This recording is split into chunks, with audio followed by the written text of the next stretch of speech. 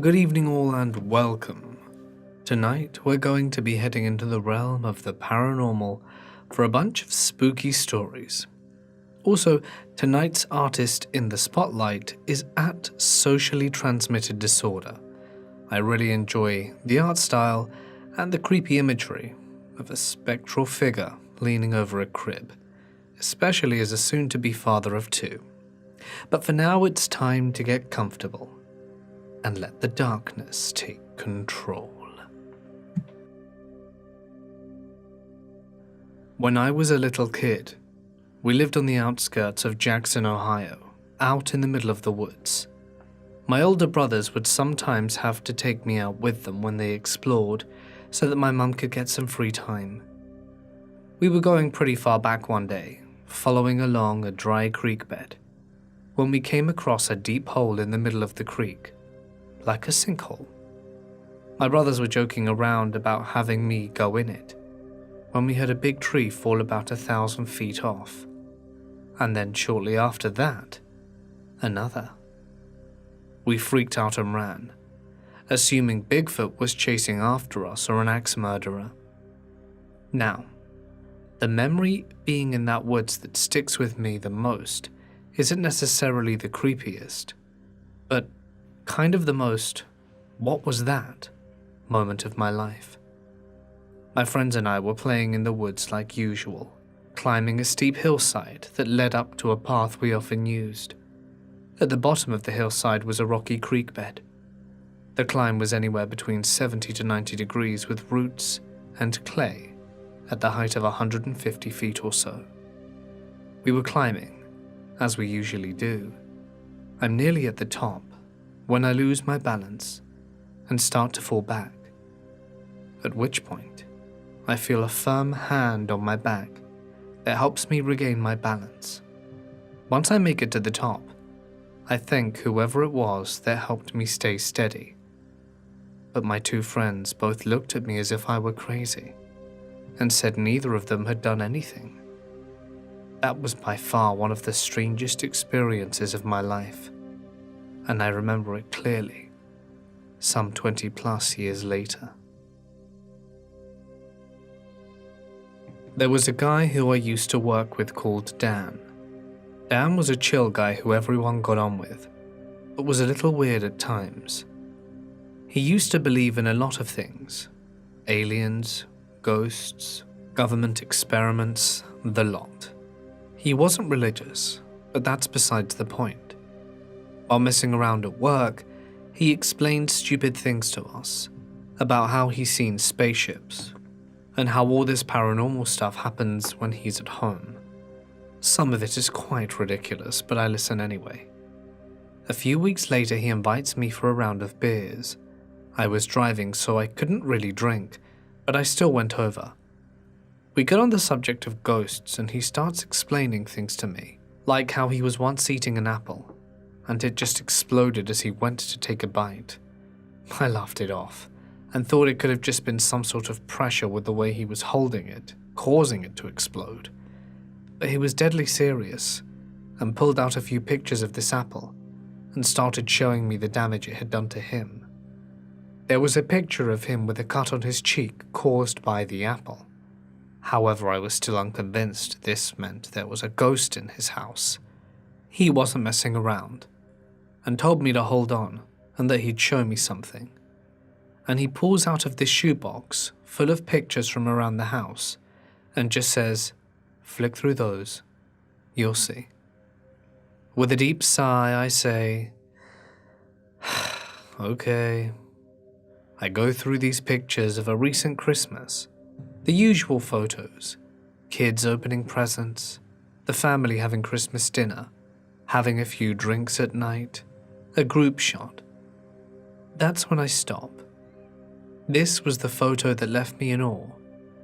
His family was standing in front of this mirror, and I kid you not, in the reflection of the mirror was an Edwardian girl smiling straight at the camera. This was not one of those could be a smudge type of thing. It was not hidden behind someone can barely make it out either. No. This was a clear, coloured, taken photograph, with the girl's reflection being black and white. You could make out her face, her smile, her clothes, her hands, everything. It doesn't end there though.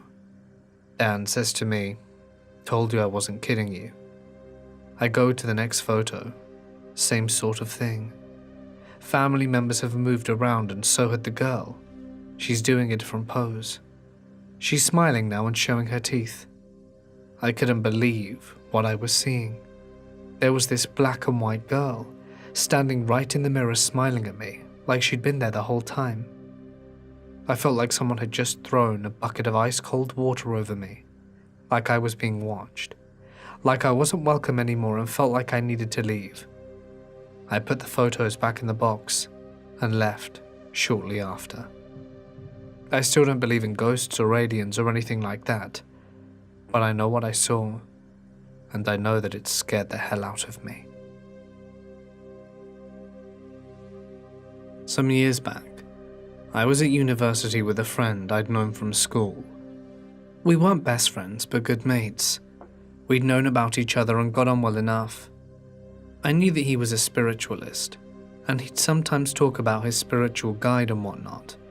Not really what I believe in, but each to their own. Anyway, we were both hanging around the halls of residence where I lived, as he lived in another hall, wasting time and watching crap on the tiny TV in the shared kitchen. We were waiting until 2 a.m, as that's when WWE, or WWF as it was called then, would be showing. As we didn't have Sky, or cable for our American friends, we would often wait up in the halls, then walk down to the local 24-hour snooker/pool hall, which would show Sky Sports. Usually you could ask them to stick the wrestling on and turn the volume up. We're chatting a lot of rubbish and just watching stupid stuff on the TV. Can't remember what we were talking about, but I remember after that, it wasn't anything creepy. We hadn't been drinking or anything either, and were all completely sober.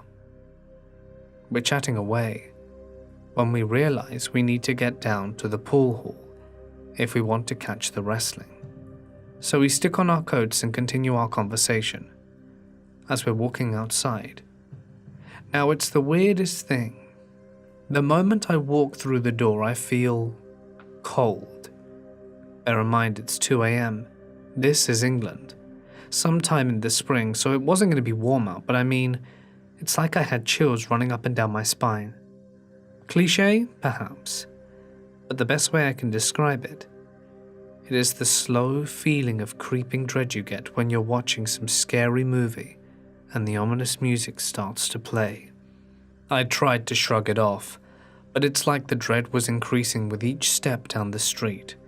The air actually felt heavy, like it was difficult to breathe. I know it sounds like any other creepypasta story, but it's the only way I know how to describe that horrible feeling in my gut.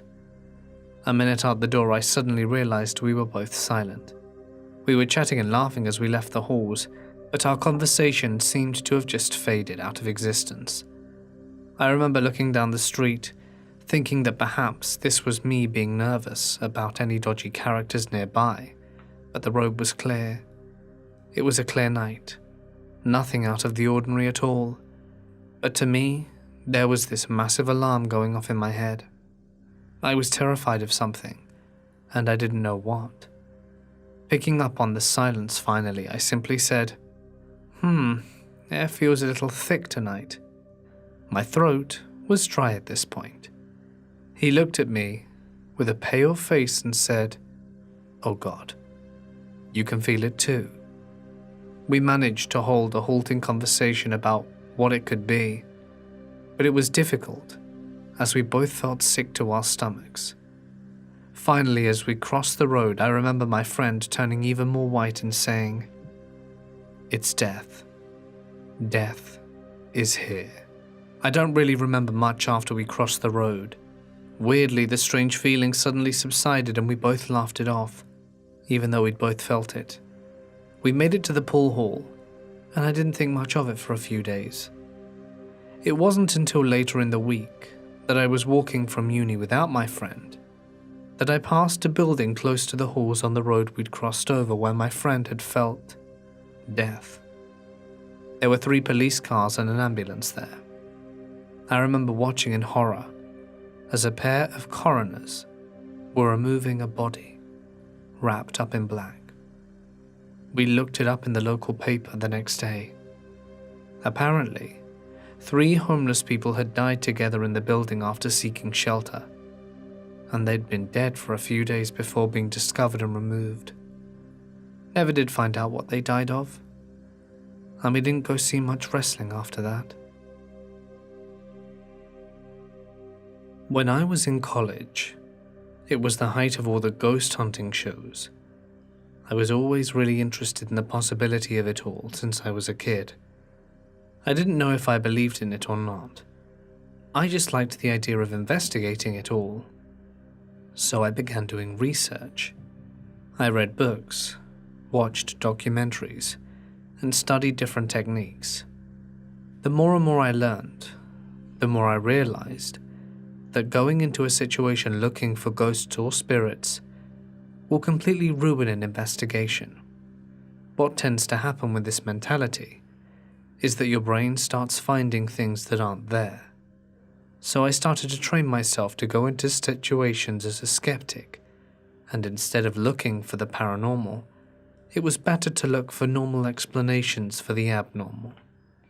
While doing this, I've met people from all walks of life who also adopted this method. We eventually made a club in our university that actually became the most active and sought-after club to be a part of. We were invited to houses, businesses, and historic parts, Gettysburg namely, to see what explanations and evidence we could find. We would hand-pick teams for special investigations if we considered them serious. We did this because the club was open enrollment, and while we could take days to have fresher courses or do and don'ts during investigations, there would still be people looking to find ghosts. Out of all the investigations we did, we had 3 places we went to that we could not explain what we had captured on video and sound. One was a theatre in our home city. The entire night we caught nothing and thought it was a bust. Even going through evidence, which we would do 3 times, provided almost nothing.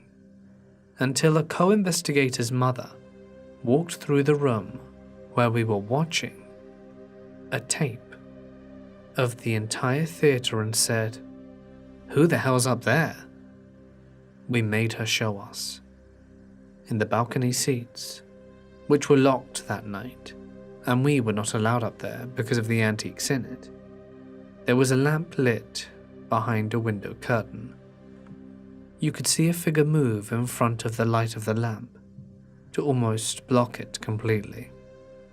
Similarly, as if you were to put a white sheet in front of a light to deaden the intensity of it, and then you could see something pull back the curtain a little bit, as if it were peeking out. The whole thing lasted about 15 seconds. We checked our records of where each group was at the time and asked each person if they had been in the balcony. All responded no. We then asked our guide, who would unlock and lock the sections where we were investigating, to which she responds that she did not have a key to the balcony because of what was inside them. Regardless, she was with my group at the time of the event, and every other person at the investigation was accounted for, because we were able to match up timestamps from their recordings. The second is Gettysburg. There were 3 instances at Gettysburg that were unexplainable. This evidence has been lost because we did this investigation close to 7 years ago, when we were less organized. The first was a picture, one of the best I've seen. There were actually 3 pictures that ran together. The first 2 being just fog that seemed to have a blue hue to it, and the last one sending chills down my spine, because it was a clear as day man, lying on a rock at Devil's Den, looking at Little Round Top from the bottom, dressed in full Confederate garb. When first looking at it, It looked like the picture was distorted, until you realize you can make out the whiskers in his beard and the gold in his patches on his hat and arms of his coat. The second, which I was not there for, was supposedly a piece of paper that was put on a rock in the woods that said, "What's your name?" They walked back about 40 feet or so and recorded and watched for half-hour to make sure it wasn't tampered with. When they went back, there were clearly scribbles on the paper, but it wasn't anything legible. The third and final Gettysburg story is when I was walking through an area between the wheat field and Cemetery Ridge. I was with 2 or 3 others, and we had about 10 feet between us as we walked in line. This is all on digital record. You can hear something hit me in the back, like if someone threw a rock or something, and I stopped and said, "Ouch, Joe, what the hell, dude?" To which he says, he didn't do anything. At the time this happened, we were all stopped, and throughout the recording you can hear us all go silent, and in the distance hear a drum play a few beats. We didn't hear this at the time. We were stopped until we listened to the recording later, but Joe was mentioned previously as a drummer and went white when he heard it. He listened a few more times before telling us it was a halt from a drum line. The third one is very lengthy and I feel like I want to save it for another day. I do not currently do these investigations, and I'll be the first one in the room to be a skeptic with any paranormal claim, but there were a few times that I was stumped. I'm not saying I know if ghosts exist or not. I don't have that answer. I can, however, say that there are things in this world we do not understand. Throughout the years we did the club in the university, we became highly recognized, having been given awards from the school for what we have done in our investigations, tactics, and also community and charitable work. Doing investigations are absolutely not what you see on TV. They are much more boring, and you seldom have anything happen. But it's a labor of love. It's hard to explain, because once you find that one piece of footage you can't explain, you want more. I know I'll get backlash from these claims. I always do when I post my experiences, but I promise on my parents' lives that what I say I did indeed happen. I have not tried to emphasize any of it, and I have told these stories as they happened. When I was a kid, a bunch of strange crap would happen, but my parents would lie as not to alert me. That didn't stop them from telling me when I was old enough, though. One particular occurrence was that almost every night there would seem to be someone who went down to our hall and would seem to toggle with the doorknobs as if they were locking them. But everyone in the house at this time was asleep. Another strange happening was that I heard laughing that didn't belong to anyone in the house. I asked my mum if she had one of her friends over from work, and she just replied, "Yes, but they've left now." I left it at that. In hindsight, there's no possible way anyone could have gotten out of the house in the time it took for me to hear the laugh and approach my mum. Lastly, there was a very strange event that happened to my sister that she swears by. It was outside, sunny, about 10, and she thinks to herself, Mum and Dad are going to be late to work, so she goes to wake them up, only to find a disgruntled couple saying it's the middle of the night. She goes to the window again, only to find that the day has ended and it's already night. I've heard this time loss ordeal could potentially be attributed to aliens. My uncle bought a new house a few years ago, and apparently there was an old woman who had trouble letting go. My aunt found said lady just lounging on the couch. She freaks out and demands that she leaves her house because it's theirs now. And as far as I'm aware, she did, and the spectre moved on. We got into a car accident. The car flipped, and I got shot out of a window because I didn't wear my seatbelt. 1 second I'm in the car, the next I'm staring up at the night sky. I try and get up, but it hurts so badly that I just lay down and sleep. It's just a weird dream, I think to myself. Then an unknown amount of time later, I'm suddenly lifted up by sturdy hands and pushed. They push me towards something, so I start walking. I'll never forget how sturdy those hands were, like the definition of sturdy. The next thing I know, I'm at the crash site asking if this is a dream. According to my family, they were convinced I was under the car because they couldn't find me. Then suddenly, wandered up, incoherently babbling all over, asking if it was a dream. I never knew whose hands they were, or if they were even hands, to be honest. It's just such a vivid part of my murky memory. I basically broke through the window with my head. So who knows?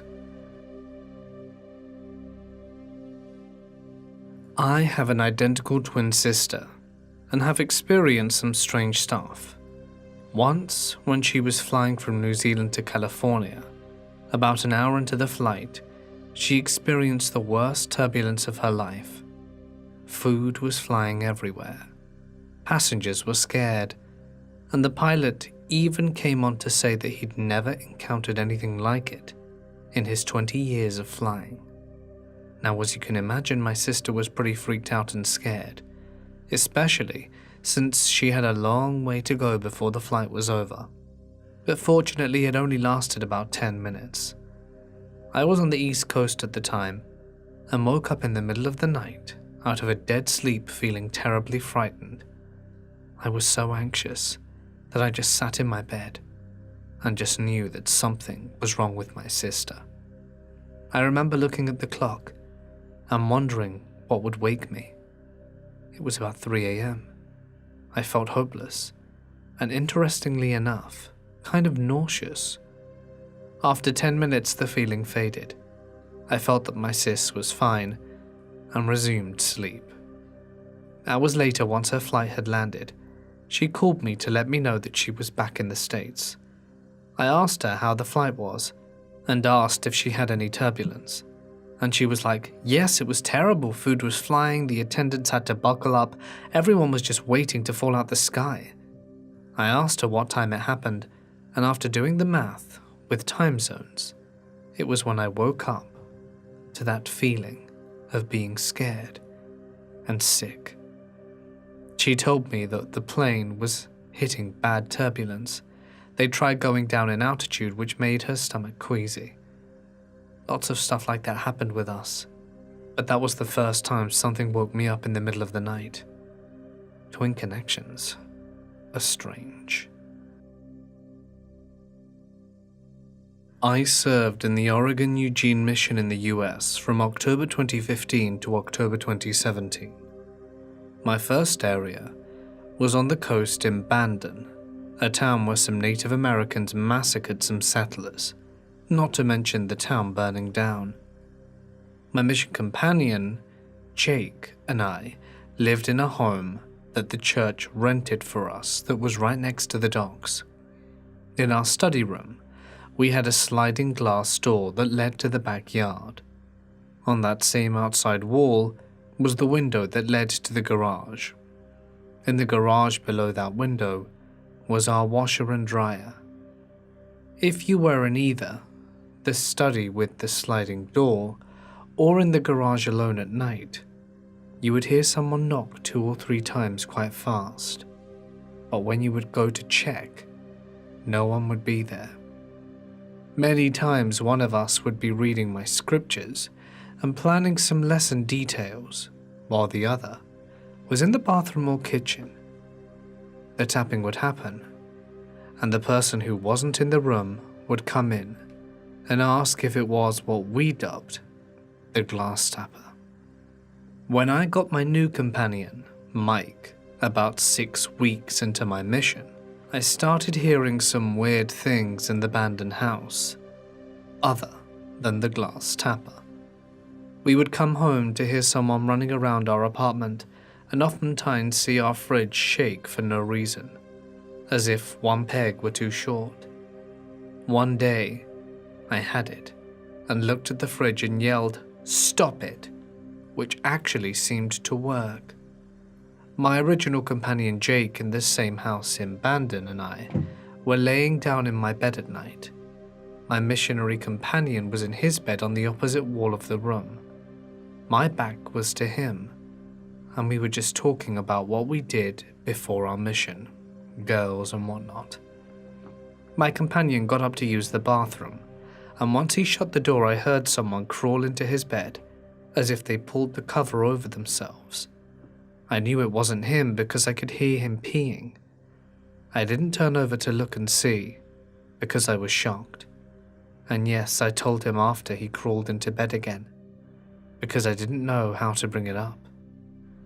About 6 months into my mission, I was in Roseburg, Oregon. I started to have dreams. I wouldn't exactly call them nightmares like of demons, like the supernatural ones with black eyes, but they had smiles like the cartoon Grinch that were really long and curly. They would tell me I was no good and going to hell, and would put my arm to the square and cast them away. But they never left. They usually just shut up and stared at me. I started to wear my mission tag that's commonly associated with Mormon missionaries to bed, and that completely solved the dream problem.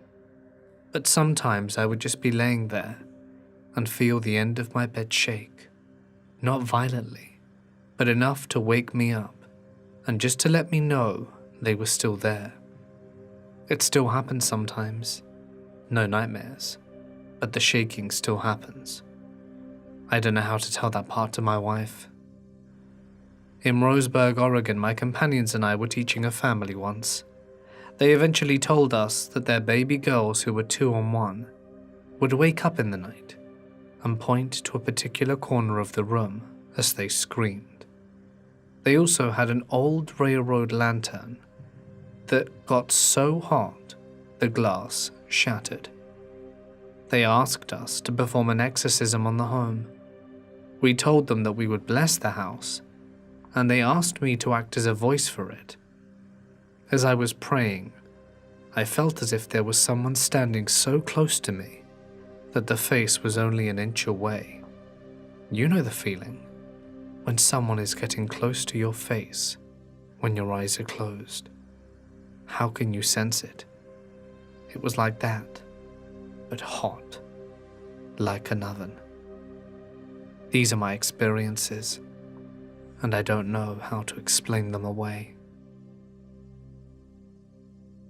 When I was 6 years old, we lived in the center of the set of 3 very similar houses.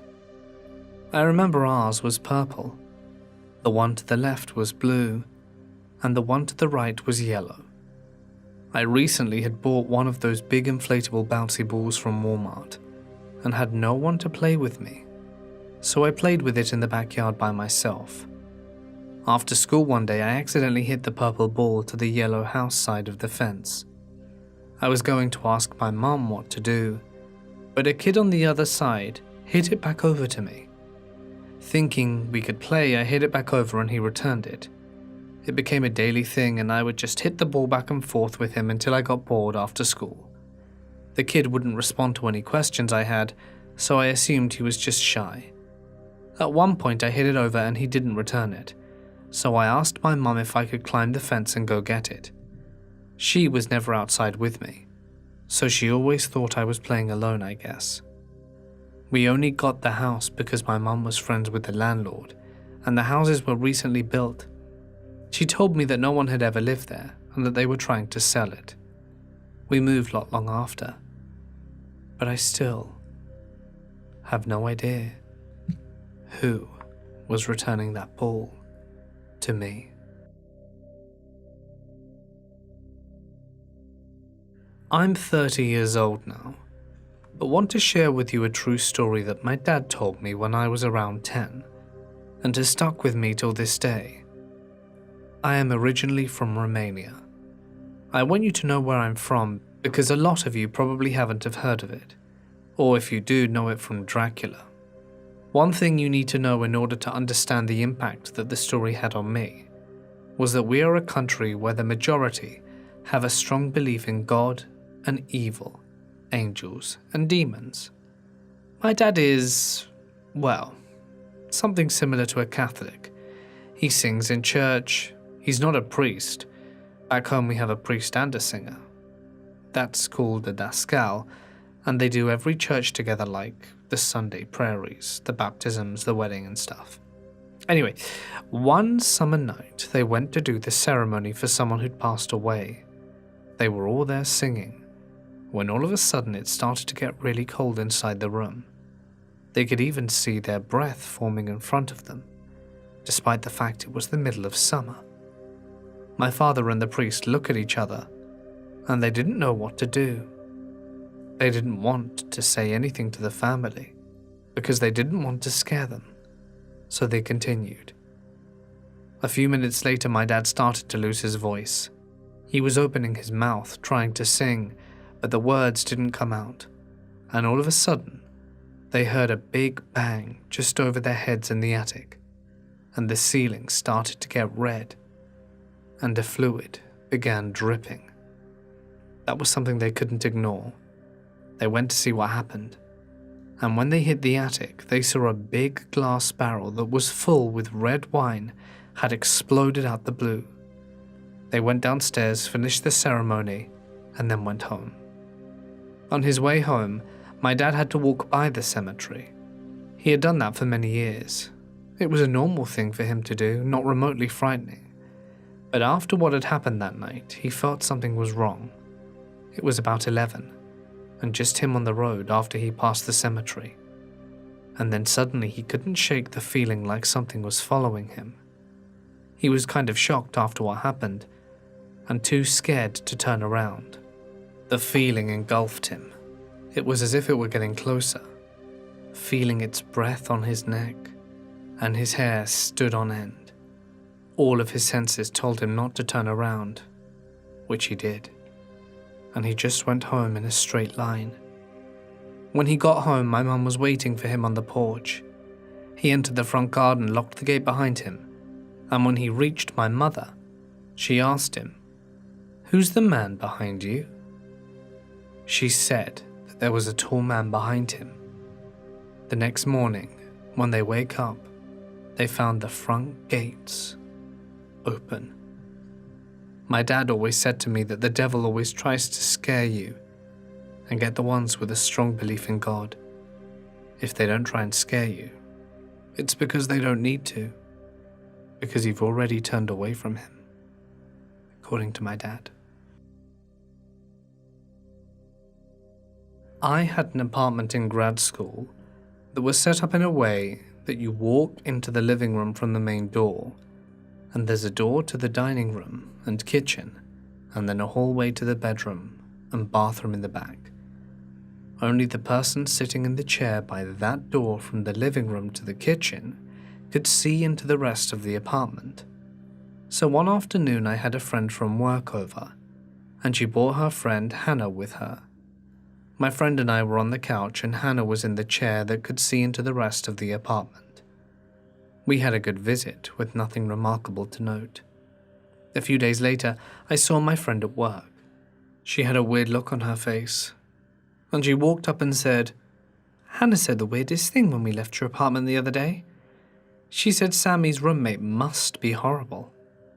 Apparently, she saw a young woman walk out the bedroom and into the kitchen, get a glass from the cupboard, fill it with water, then take a drink, rinse it, dry it, and put it away, while glaring at Hannah the entire time.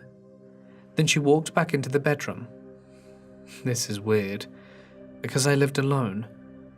A few months later, my best friend and I were watching a movie in the living room, and I decided to go to bed a little earlier than her. When I left her, she was laying on the couch with my dog. About 5 minutes later, I heard my dog growling ferociously for a few minutes. It didn't seem out of the ordinary because my dog had a habit of growling at people that walked on the sidewalk in front of my house. Several more months go by, and I had since moved into a new home. The first time my best friend visited me, she said, "Thank God you're not in that apartment so I can tell you what I saw." That night she stayed at my house and heard the dog barking. She experienced something. She went on to tell me that she was on the couch with the dog, and then out of nowhere she jumped off the chair and went to the opposite side of the living room and started growling in her direction. All of a sudden, she saw this guy in jeans and a white tee sitting on the floor with his back leaned up against the couch she was on. He was watching the TV, and then he turned around to look at her when she jumped, then turned back to watching the TV. She stared for a few seconds and then he vanished from the inside out, like how an old television shuts off. Then the dog jumped back onto the couch with her, and the night continued without incident. I never experienced anything weird or had any sort of strange feeling there, but I was pretty shut off to that sort of stuff at that point in my life anyway. My friend is a military man, and his family owns a house in a rural area in the Philippines. Nueva Ecija, to be exact. I believe it was some sort of family inheritance. The area around the house had been subject to treasure hunters in search for the infamous and often disputed Yamashita's gold. They decided to put a stop to the digging by going there for themselves to address the issue and also have a vacation at the same time. Their whole family went, from his dad, who was also from the military, to his mum and his two sisters. When they got there, their neighbors advised them to make sure they get inside their house by 5 p.m. without offering any explanation. They found that piece of advice quite odd, but they did so anyway, in case it had something to do with the local wildlife. They stayed in their respective rooms that night, but didn't get much rest because of the strange things that they saw. My friend was getting ready for bed when he noticed that outside the window across the field near the neighbor's property, there was a big dog-like creature. He went to the window to get a better look, and he saw this beast that was besides the neighbor's Volkswagen Beetle. What took him aback was that this dog was as big as the car.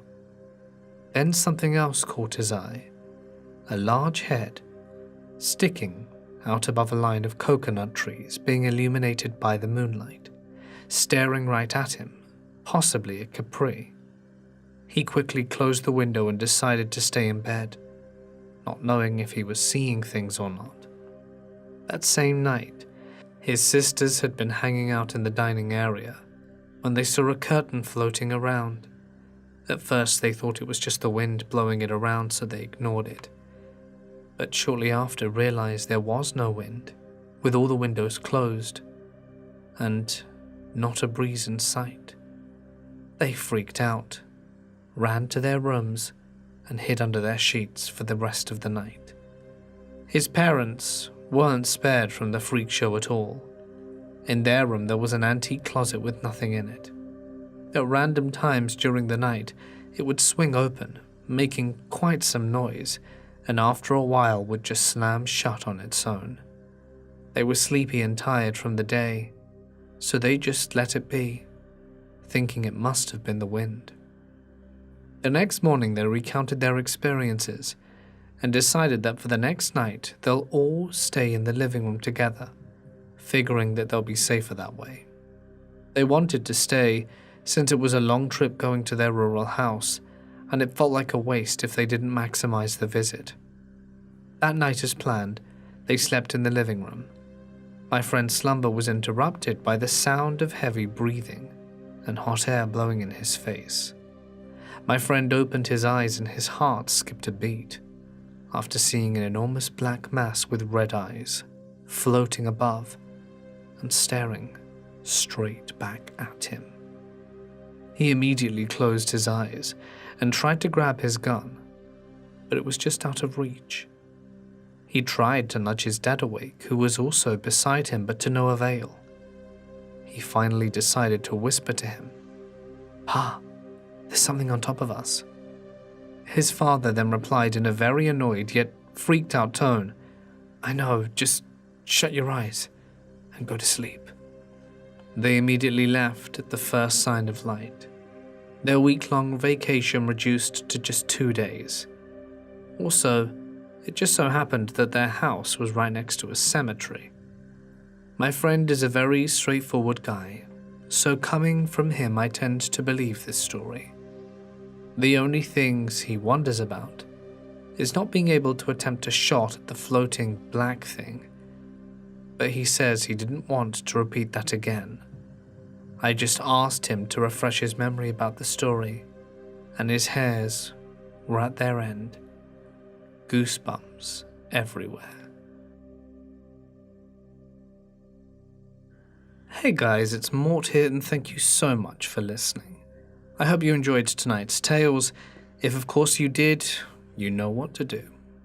I'd like to give a huge thank you to my amazing members and patrons whose names can be seen on screen. You guys truly are amazing, and I value and appreciate you more than you know. So thank you all. If you too would like to receive some cool extra perks for contributing to the channel and stuff, that'd be great. You can check out the links in the description. Has anyone been seeing the Loki series on Disney+? Perhaps if you're Marvel fans, you're watching it. I just saw the 5th episode. It was really, really good. If you're a fan of Marvel and haven't actually seen it yet, I do strongly recommend it. Also, in other news, my podcast has just relaunched, so if you like podcasts, check it out. And I also featured in Sapphire Sandalo's Stories with Sapphire, her latest podcast episode. So, there's that too. You can check that out as well. I narrated an exclusive story over there, so if you'd like to listen to it as well as the podcast, it's really good as well. Feel free to check it out. I'll leave a link in the description for you guys to have a listen after, if you are so inclined. But for now, stay safe, stay awesome, and if you don't have something else to watch, you can click one of the videos on screen, or maybe subscribe, and I'll see you in the next one, hopefully.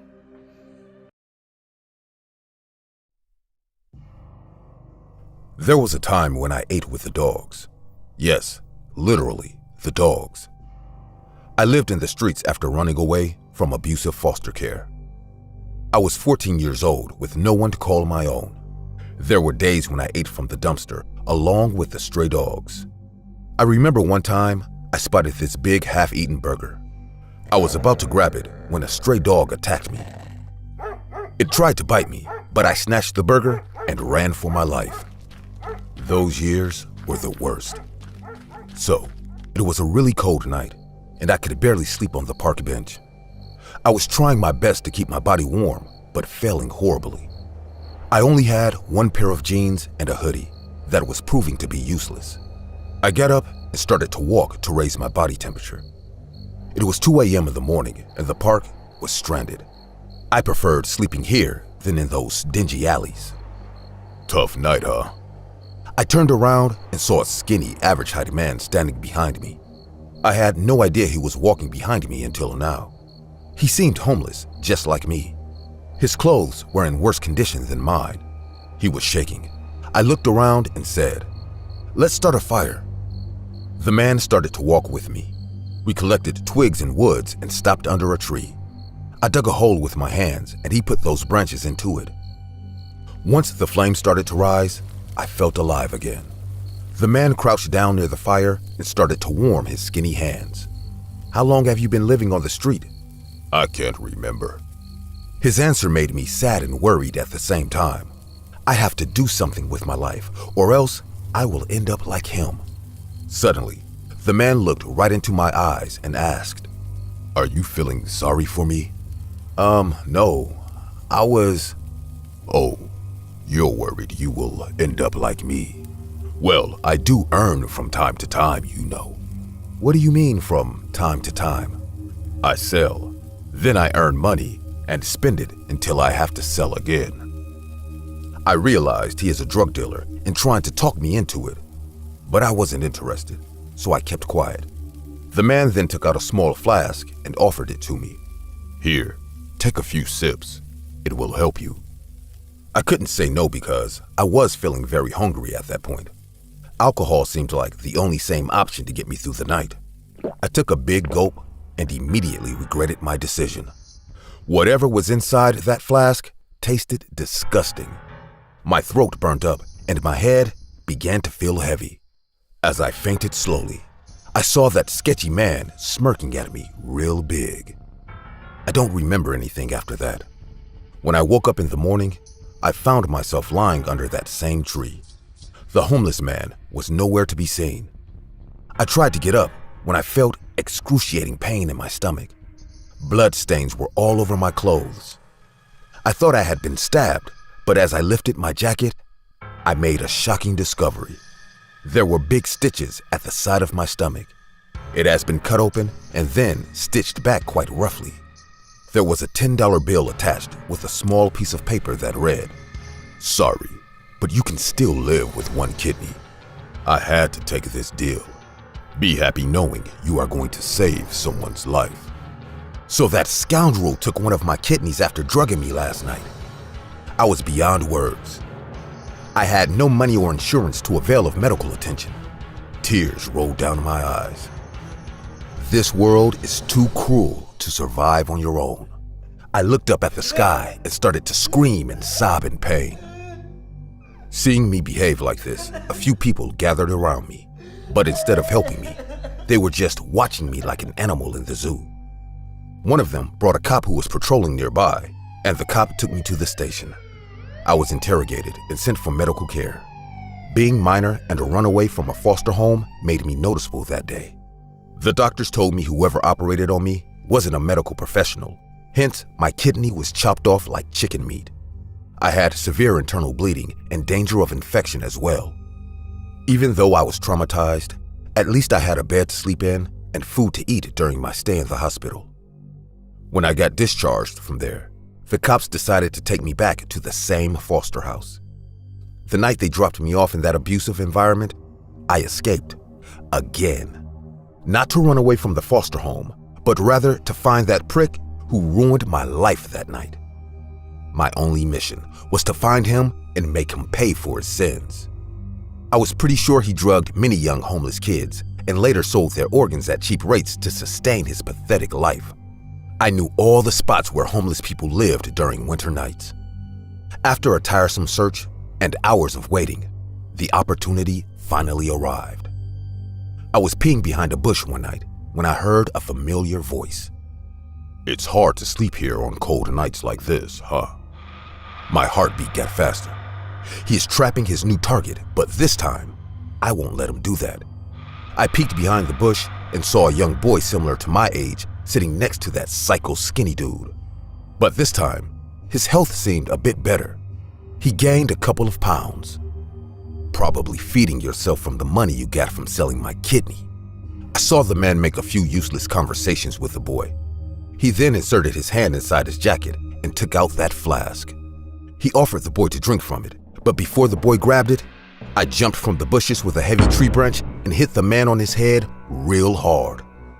In the unexpected, swift moment, I saw his eyes get wide seeing the wooden log coming at him. The homeless boy ran away in fear, thinking it was just another street fight. I then dragged his senseless body behind the bushes before anyone else saw us. I have found this abandoned cabin in the woods. The man is still unconscious and chained to the rusty broken bed inside that room. It's only a matter of time.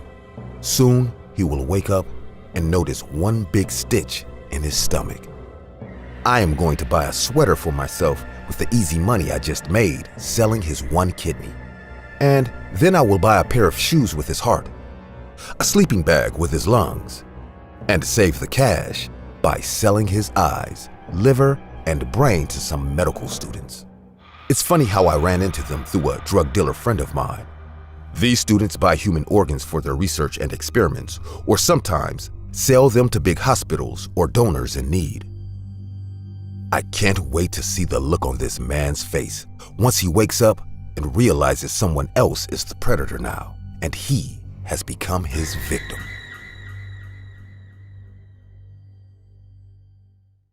Hey guys, I hope you're enjoying the video. If so, please leave a like. And also, a small percentage of people that watch my videos are actually subscribed. If you want to support this channel and make this channel reach the 1 million mark, please consider subscribing. It's free and you can change your mind later. Enjoy. My life is that of an ordinary man. I work in a boring office, work my hours as quietly as possible, and then go home. I always take the same train, go the same way, buy myself a candy in between, and arrive home tired, getting ready to repeat the same routine the next day.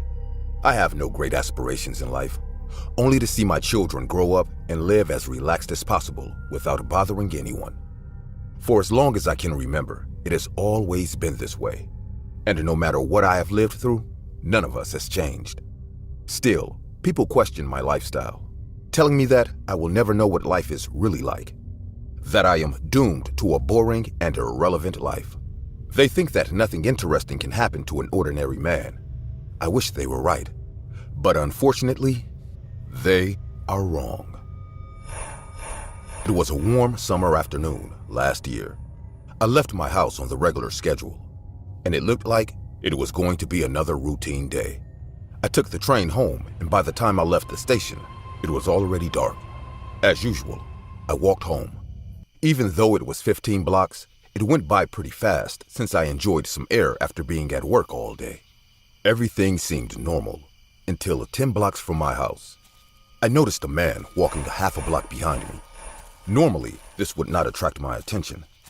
Everyone has the right to walk. But there was something about this man that I did not like. His gaze was on me as if frozen. I was trying not to turn around to make it too obvious that I was looking at him, but I couldn't help it. The man was homeless. I could tell by the clothes he was wearing. His pace was getting faster and faster as we got closer and closer to my house. The streets were completely empty. They seemed to be made just for the two of us. After walking 2 blocks and seeing that he was still following me, I decided to speed up my pace. After walking fast, almost running down the street, I took advantage of a passing car to turn around with the excuse of looking at him. And when I saw him, I was terrified. Not only had I lost the man, but he was even closer than before. My first impulse was to run, but it would be too obvious. I decided to keep walking around the corner, and as I came around a curve, I turned and accelerated my pace while the man had lost sight of me. A few seconds later, he was already turning in my direction. We were getting closer and closer to my house, and I wasn't going to let this man know where I lived. So I just stood there, leaning against the wall with a big rock in my hand, waiting for him. The man walked naturally past me. I noticed some hesitation in his walk. If he wanted to do something to me, he had lost his chance. I stayed leaning against the wall until the man turned again, walking slowly away, calmer. I returned to my house, taking another route, still waiting to meet this person again. Arriving home, everything went on like an ordinary day. My wife got off early, so she decided to make dinner on her own, which suited me fine since I was particularly stressed that night. I decided not to tell them about my incident with the homeless man, as it would only worry my family. By nightfall, I fell into bed devastated, and as quickly as I lay down, I had already fallen asleep. I consider myself a very deep sleeper, so I rarely wake up in the wee hours of the morning. When I woke up, I didn't have time to check the time or try to continue sleeping, since I had cold metal resting on my neck. "You move 1 centimeter and I'll slit your neck open like a fish." That raspy voice was not from anyone I knew. My eyes were still trying to adjust. "What? Who are you?" I answered, still confused and scared in a sleepy voice. When I realized what was happening, I remembered that face. That was the homeless man who had followed me a few blocks before arriving at my house. He probably followed me from behind without me seeing him, and he surely saw where my house was. I opened my eyes wide and froze, preventing this man from reacting in a bad way and stabbing me with the rusty knife that was caressing my throat. "Now you are going to get up very slowly with me and give me all your money," he said carefully. As he spoke, his putrid breath almost made me vomit. His voice was trying to convey confidence, but he was clearly very hyped up. Those eyes were not normal. He had consumed some kind of drug before entering my house. This man was dangerous. Any false move, and I could end up dead. The man slowly walked me to where we kept the money. in a box in the closet. I didn't really have any money hidden. I just needed to make time for my wife, who was faking being frozen in fear, to finish taking the revolver from under the bed. Hey, you woman. Stay still. I'm watching you. One false move, and not only will you be left without a husband, but I'll kill you and your children. I'm standing still. Please, don't do anything to him. Just take the things and leave. We don't want this to end badly. We're not trying to do anything strange. When the man got distracted, listening to my voice, my wife took out the gun and tried to shoot. But because of her nerves, she forgot to take the safety off, so the gun didn't work. Taking advantage of the situation, I pushed the man and ran in the direction of my children. But the man stopped me and stuck the knife in my feet. Furious, he started punching me savagely in the face. Several of my teeth began to fly out as the man continued to beat me. My wife was witnessing the whole thing, but she couldn't shoot as she would hit me too. In a moment of sobriety, my wife shoots near the man and scares him off, stopping his blows that if they continued for a few more seconds, were going to kill me. The man ran off to another room, and we chased him. We saw the homeless man standing in front of the stairs, knife in hand, pointing at our daughter's head. You shouldn't have done that, you stupid fools. You shouldn't have provoked me. I was just going to take the money and leave. Calm down. Let the girl go. This is not going to end well for you if you don't, I said with the little strength I had left. Think about it. What's left for you if you hurt her? You won't be able to protect yourself, and I assure you that I will kill you.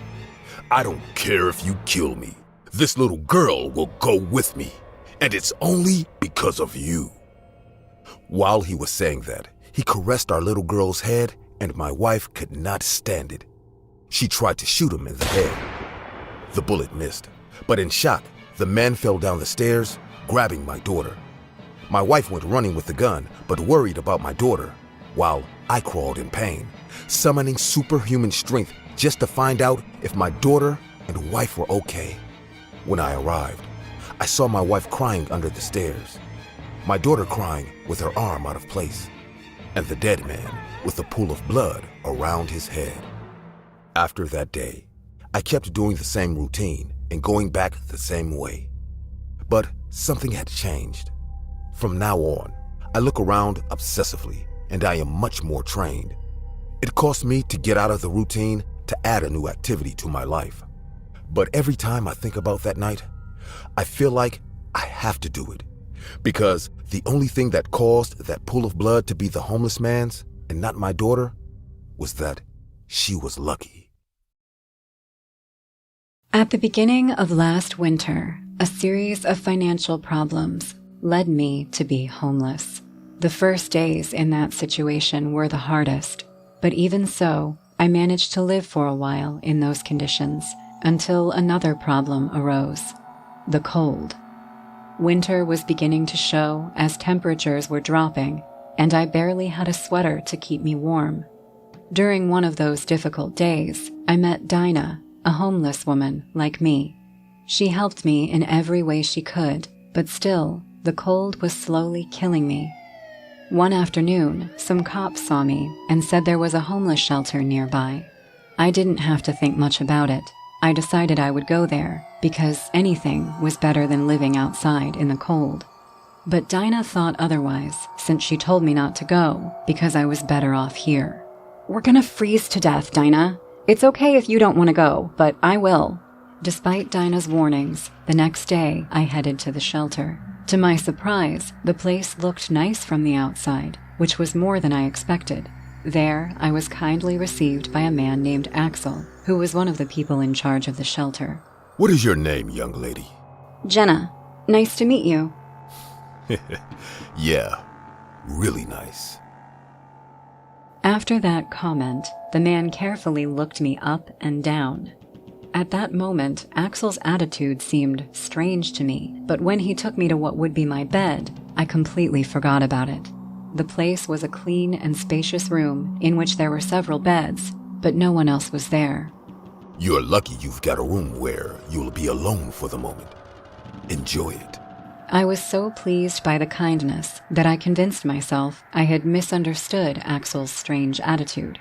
The man was nice and polite, which was also shown in his neat and well-groomed appearance. In his big, dark eyes and sincere smile, you could see that he was a good person. And those dark circles under his eyes just indicated how hardworking he was. The next few days I spent in the shelter were fantastic. I had food, I was protected from the cold, and they treated me well. Besides, Axel would come up to me from time to time to see how I was doing. I even had the opportunity to meet and talk with other homeless people, which made me feel understood and supported. But the more I talked to them, the more I realized that something strange was going on. Many of them complained about how dirty the shelter was, about how crowded they were in the rooms, about the rats and insects that walked near them, and about the treatment they received from those in charge. I don't get it. At that very moment, I saw how Axel was staring at me from afar, which scared me. What is happening? Why am I getting special treatment? I didn't have an answer to these questions, but at least they helped me to be more alert. That was how I realized that throughout the day, Axel followed me and kept his eyes on me. At first, I thought it was a coincidence, but it wasn't. Every time I moved out of his field of vision, within minutes, he was back close enough to keep an eye on me. As with most days, at some point he approached me. I tried to make the fear inside of me not noticeable. Are you okay, Jenna? You look nervous. I tried to act as natural as possible, but I could see something different in his big, dark eyes. They seemed expressionless, without that kindness that they had shown in the beginning. That's when I decided that I would leave the next morning. When it was time to sleep, I went to my room, trying to mislead Axel to take his eyes off me. Apparently it worked, because there was no sign of him by the time I entered the room and closed the door. Since I felt threatened, I placed one of the beds in front of the door to prevent anyone from entering. Despite being as protected as possible, I forced myself not to sleep, at least for this last night that I would be in the shelter. Hours passed with no sign of anyone wanting to break in, so inevitably, I let my guard down and fell asleep. Stupid bitch. Did you really think you'd escape? I didn't even have enough time to fully wake up and react, because a few seconds after he had spoken, I was hit on the head and passed out. My hands were tied, and my eyes and mouth were covered. That was the next thing I knew once I regained consciousness. I can't believe this bitch wanted to run away already. Yeah, Elsa was very upset. She didn't want to do this suddenly. You know, she likes to prepare everything. Shit, of course I know, Jonathan. So I hope this girl is as good as you think. I panicked after hearing the conversation between the men. I recognized one of them by voice. It was Axel. Due to the movement around me, I knew I was in a vehicle. I had no idea where they were taking me or what for, but the worst thing was that I couldn't do anything. After some time, the vehicle stopped. Hey, little bitch. Wake up. One of the men took my arm and made me get up. It was really cold outside.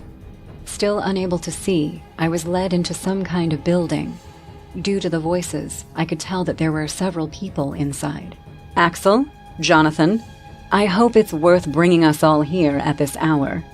Definitely.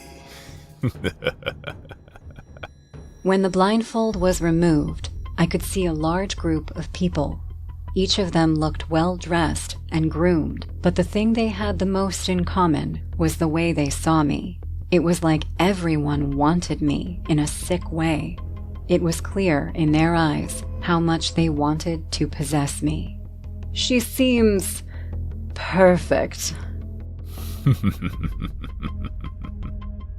The woman in front of me must have seen the fear on my face, because she soon looked at me with concern. Oh, darling, don't be afraid. We're not going to do anything inappropriate to you. You see, Jenna, today you will be our food. Our food. You must taste so good, darling. Too good. I remained still. It couldn't be true, but it was. A group of sick people was planning to eat me. Don't worry, we will enjoy you a lot. Axel, take her to the room. Don't forget to take good care of her. This time, I definitely had to escape, so I started thinking about how to do it. I found the answer in those people. They looked very decent and had treated me with care, so I was sure that what they wanted was good food, without dents or dirt. That's why they had given me such special treatment at the shelter. Maybe my only chance was to stop looking so perfect. I can't wait to taste you. Your type, young, pretty, and healthy, are the ones who taste the best. I picked you well. Come on. It's time, Jenna. When the man started to lean toward me, I struggled and pushed him as hard as I could. Then I went to the window, and with my 2 hands tied, I managed to open it. Suddenly, I was outside in the cold of night. I realized that I was on private property in the middle of the woods, so I started to follow the cement path to reach a highway. Unfortunately, before I made it, I began to hear how I was being persecuted, so I continued with my plan. I walked up to a tree and started hitting myself against it, even though it hurt a lot. Give it up. It's not a perfect meal anymore. I don't know when I passed out, but I did realize that the plan had worked. They had left me to die there. The next morning, some people found me unconscious and took me to the hospital, where the doctors told me it was a miracle that I had survived. When I told them what had happened, the police came. It seemed like a strange story to them, but they still decided to investigate. They informed me that there was no one named Axel in the shelter.